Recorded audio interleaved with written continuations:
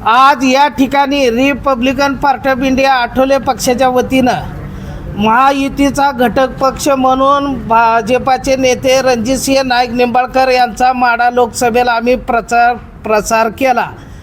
त्यानंतर सांगोला विधानसभेचे आमदार शहाजीबाबू पाटील यांना महायुतीच्या माध्यमातून जागा मिळाली। त्यावेळेस Republican party of India Athawale पक्षानं शहाजीबाबू पाटील यांचा प्रचार व प्रसार केला। त्यानंतर पक्षाच्या आदेशाप्रमाणे आम्ही महायुतीच्या नेत्याकडे नगरपालिका निवडणुकीत आणि पंचायत समिती निवडणुकीत लेखी पत्र देऊनही त्यांनी रिपब्लिकन पक्षाला जागा दिल्या नसल्यामुळे आमच्या सांगोला तालुका कार्यकारिणीनं महायुतीचा प्रसार करायचा नाही असे सर्वानुमते ठरले होते। परत आपल्या रिपब्लिकन पक्षाची ताकद, आंबेडकरी चळवळीची मताची ताकद दिसावी यासाठी आम्ही परत तालुका कार्यकारिणीची बैठक घेतली आणि सर्वानुमते आज आम्ही रिपब्लिकन पार्टी ऑफ इंडियाचा जाहीर पाठिंबा आमदार बाबासाहेब देशमुख व माजी आमदार दीपक आबा साळुंखे पाटील यांच्या सांगोला तालुका आघाडीला जाहीर पाठिंबा आज रोजी देत आहे।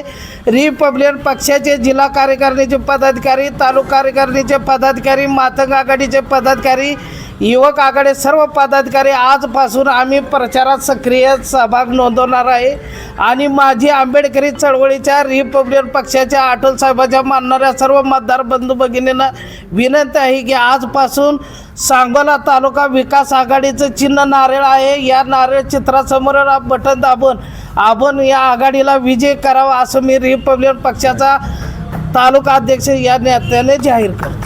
रिपब्लिकन पार्टी ऑफ इंडियाचा आठवले साहेबांचा